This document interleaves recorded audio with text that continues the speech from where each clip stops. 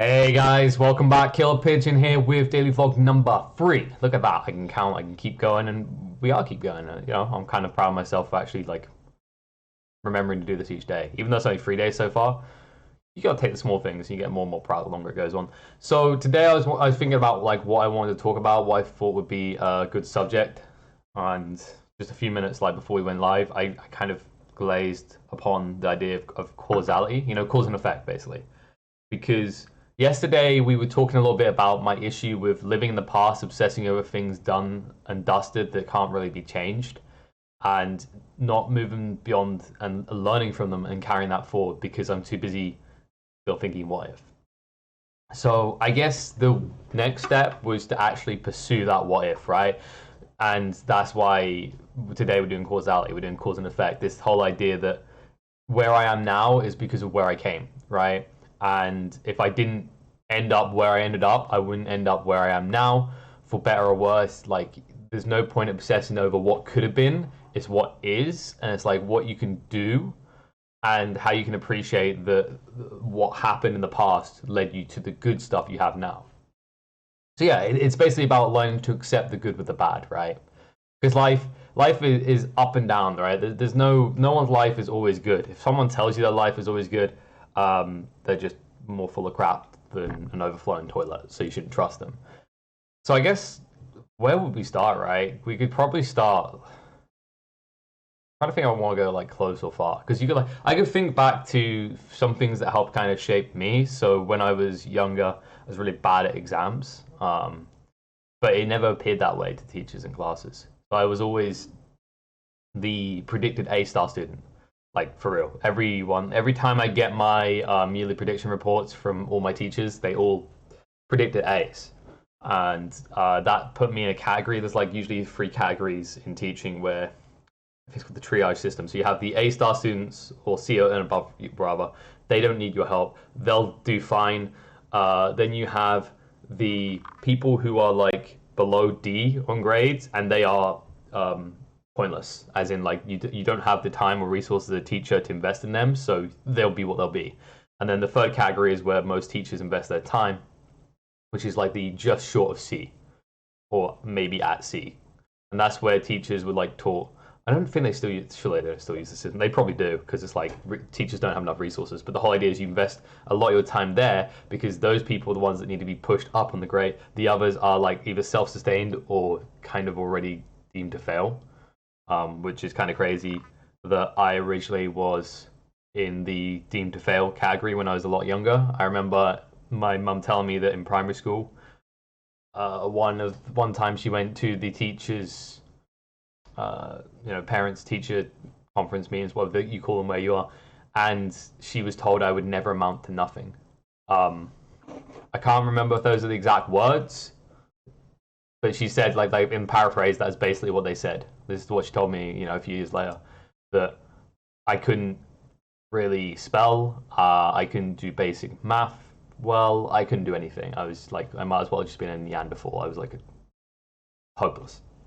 And she really put, honestly, she put in the effort big time to turn that around when I was younger. Like a lot of tailored kind of home teaching when I wasn't at school, things that weren't like too intense, but like were designed to help me achieve things I couldn't, like even stuff when I was really young, like doing my alphabet.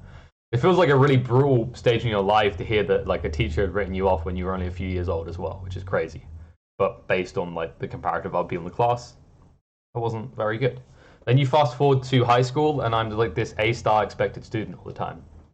I don't know if there's much pressure. I didn't really feel the pressure, but maybe I was a little bit lazy. I didn't really revise that often, but I didn't revise for like a good reason, in that I kind of just knew what I needed to know. But that never converted when I went to an exam. When I went to an exam hall, it went out of my head, sort of thing, right? And then I think as I grew up, I now kind of question back on, did I know as much as I knew, or was I just very good at pretending I knew as much as I knew? I think that's like an interesting thing to look at, is that over the years, I think especially if you go back just before I started casting, when I was doing a job I hated and all this sort of stuff, and before that, I growing up, I became very good at what I call putting on smiles. You feel what the other person wants from you, and you kind of give it to them. So I was always good at like pushing my own problems down and away and helping people resolve their own problems or helping them with the work, whatever it was, right? So like I was always good with this whenever we had like homework, coursework, whatever. I was the guy, like let's say we like, perfect example, the ones I could always remember easily is design and tech when we're like building things, the woodworks and whatever. And instead of finishing my own work, I'd always go and help other people do theirs. And I was damn good at the wood tech especially. And you get to final grades, right? You get to like assessment time, and they're like, "What the hell happened to your work?" It's almost like I just stopped halfway through. I didn't have the commitment to finish, or I didn't like. Maybe that comes back to the perfection thing from before. That when it was other people's work, I could see more merit than my own. Maybe, but that on the plus side, those kind of times in my life really helped me develop a skill to get, I guess, be empathetic with people, or at least understand why or how they feel, right? And I know it like sounds like some basic, like most people just understand that, but I've always felt that I'm quite good at reading people. I'm not like mentalist level. I'm not going to be able to read your mind sort of crap, but I have a general idea of like human behavior that sometimes when I explain it to people, it gets kind of a like they don't really see it sort of thing. That had positive effects, right? Like that allowed me to usually do quite good at like new game releases because I was kind of seeing simple patterns. I was like dumbing stuff down in my mind that allowed me to like play in a way that gave you an edge at least when games first came out. And that kind of gave me an advantage on first point of contact sort of things. Like understanding what people really want out of a situation. Uh, and that skill, like it has uses. I guess it's especially useful in this kind of work, right? Where like it's all about the personality on screen, entertainment, this sort of stuff. So if you understand what people want, it's probably a good thing. But let's fast forward to like uni, right? And let's talk about more about the cause and effect element, right? Because I think we've covered those skills kind of being built up, and then I want to get into why I done game design. So I have a game design degree, a bachelor's arts, and I done that because I'd always loved games all my life. I was an avid gamer from like the age of 3. First time I picked up a controller, what was originally my parents' console very quickly became mine. Within 2 or 3 years, it was all mine. And then occasionally, whenever my dad would come to play games with me, he gave up quick because I was just kicking his ass. Sorry, Dad.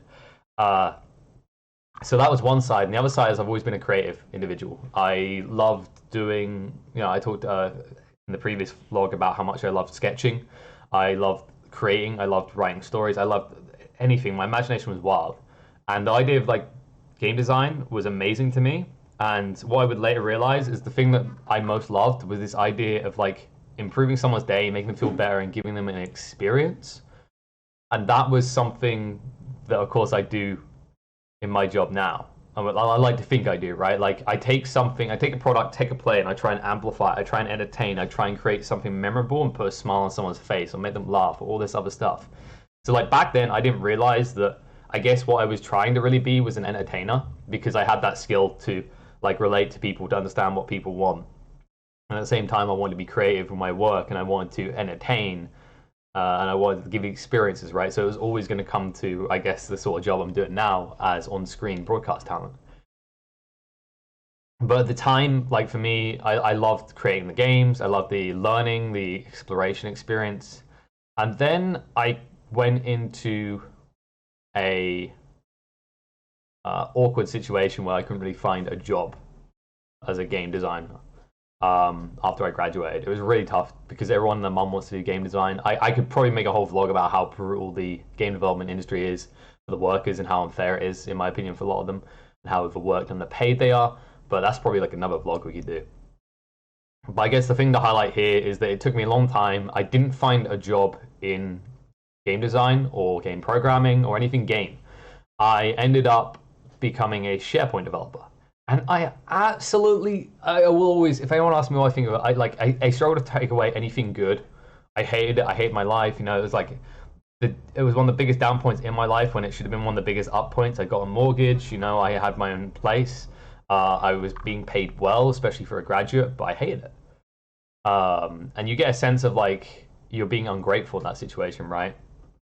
That you're just unappreciating everything. because you've done everything conventionally and it like hasn't paid off. Hey, look, see, I'm just quickly thinking of vlog ideas. I think that's like another one we could do is like about talking about conventional stuff. But to focus on the point of this story right now is that I moved past that, and now that I've moved past that, and I'm in such a happier place in my life. You know, I'm still, like I said, I'm still not at the levels that I felt as me personally before, back when uni and before that. But I'm getting there, I feel like, and that's another reason I do these vlogs, is because it helps with that. But what it gave me was perspective. It was the appreciation of the cause and the effect. If I hadn't done that, if I hadn't done that job and hated it so much, I wouldn't have taken up live streaming, and I wouldn't have like grinded my ass off at live streaming and appreciate how like the limits to which I could push myself. Because we would literally get to a stage where I'd work my 9 to 5, I'd come home, I'd eat food, I'd start up a stream at 7, and then that stream would continue through until like 3 a.m.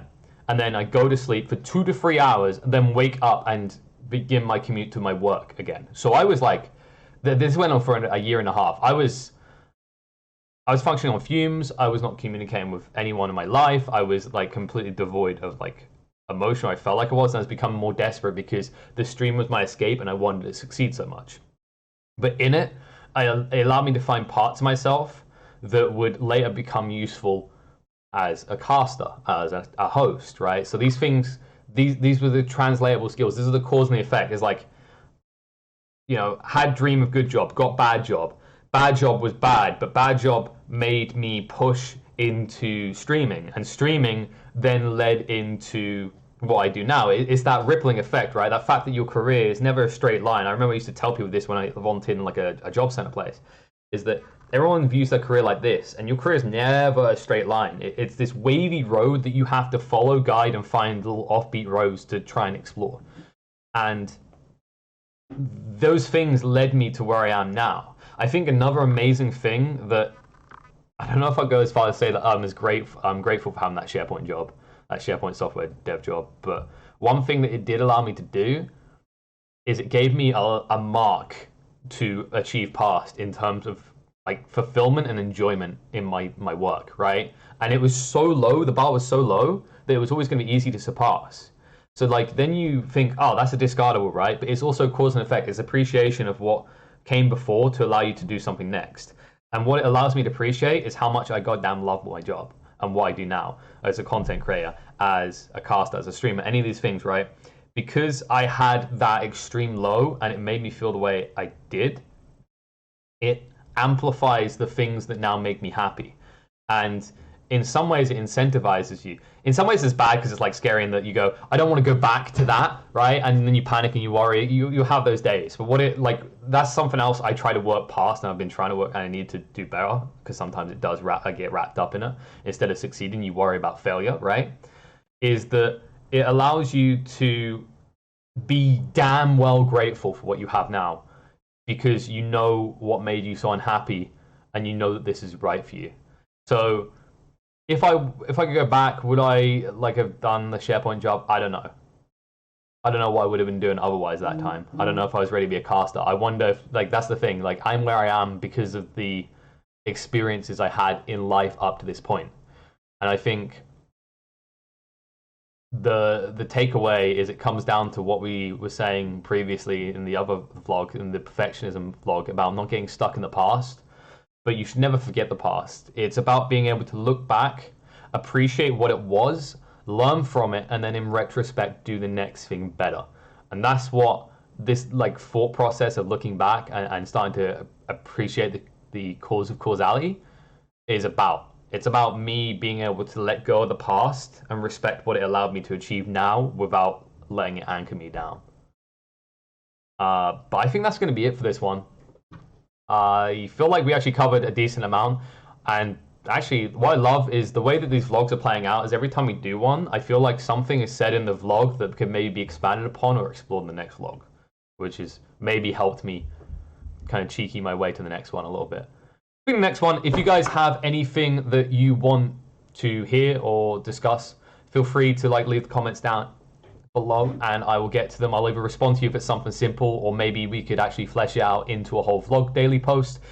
Thank you for watching this anyway, and if you did like what you saw here, be sure to upvote the video, make comments on the channel. Make sure you subscribe to the channel as well, and be sure to share with your friends so they can actually, maybe they've got something they can relate to here.